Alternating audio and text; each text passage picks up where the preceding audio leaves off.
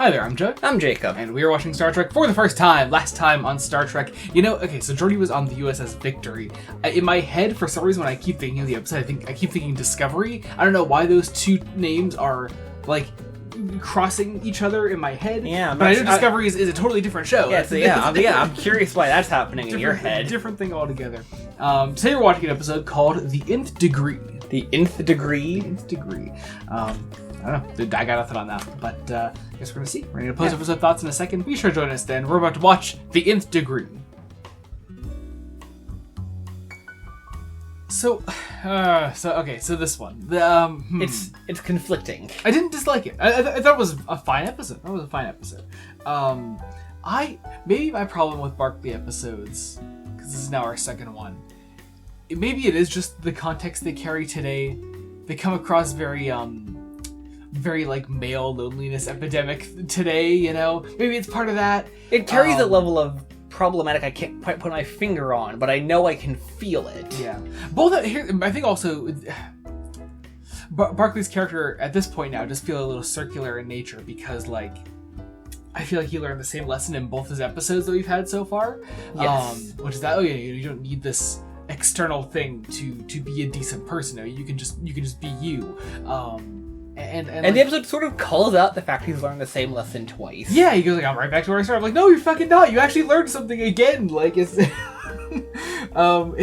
so strange. The beginning of the episode, I did love the beginning of the episode. Yeah, because I loved the beginning does show him actually having grown. Yeah. I love that opening scene with him and Troy where she's just like, no, you have actually changed. I've seen you change. I've seen you become more open. You don't isolate yourself as much. He is doing things at the end of that. He's doing things at the start of this episode, and has done them presumably in between that Barkley in his first appearance would have never done. Yeah. He is acting in front of people. Mm-hmm. He is putting himself out there. He has literally gone to therapy. Yeah. And then we're kind of right back to where we started because Barkley still feels inadequate, if you will. And this thing that enters his mind because of their interaction with the probe, that makes him more confident. As he puts it away at the end of the episode, that it was rewriting him, and that seemed to have given him. It boosted all of his qualities and made him smarter, more creative, gave him more confidence. Yeah. And the whole episode, he's just slowly expanding in those areas. Yeah. But at the same time, it's like you could see the trajectory this episode's going to go. Yeah. And of course, God, it always just comes back to fucking treating Deanna Troy like shit. I cannot fucking get over this show doing this all the fucking time. And she can be a great character on her own. We just saw her be great in Night Terrors. I thought it was a great episode for her. It was. The Hunted last season is when I always come back to in my mind. She can be a great character on her own. But it always has something to do with just fucking tying her entire identity to how she makes men feel. And that is just always the thing that rubs me the wrong way. And it's never about her as a character. Yes, it's rarely ever about her, and that is a huge problem. Yeah. So we have the scene where he hits on her, and then the later implication that she was really into it, No, not even the implication. We know it worked. Yeah, we know it worked. Because the end of this episode, after he's back to being himself, he's no longer the super charismatic super genius. Yeah. She still goes on the walk. Yeah. She calls it a date. Yeah. I did love the stuff with Barkley as an actor. Both the opening scene, if for nothing else, for Data's reaction and literal disgust at the butchering of this work, which is great.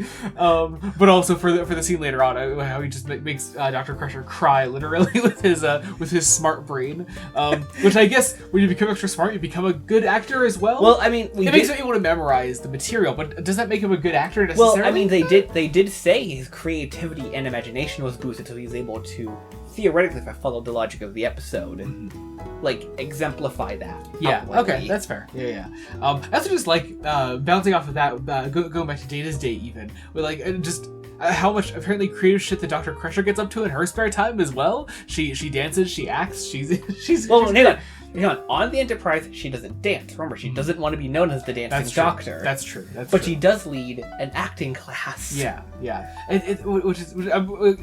I think that also goes to show how much of these characters are their actors. You know, we see that a lot with Patrick Stewart. We call it out a lot with him. Oh yeah. We have things like, you know, Riker with the trombone. You know, we have Gates McFadden as a dancer.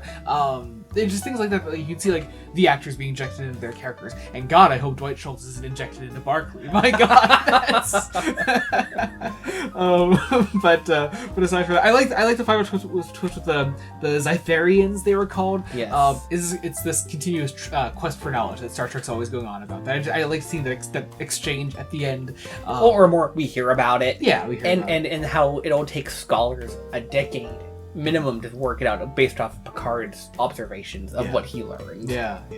I did think at first it was another classic Star Trek god, but I guess not. No, it's just an advanced alien race. Yeah. There were some cool effects toward the end. I enjoyed it was just a stretching effect, but the wormhole thing at the end with the Enterprise, I enjoyed that. That was good. Yeah. And they just did I forget the exact name of the effect, but the blurry cam. I did like the way everyone was shot there. Motion blur. Motion blur. With the way it was done, I thought that was quite good. Yeah. Just funny.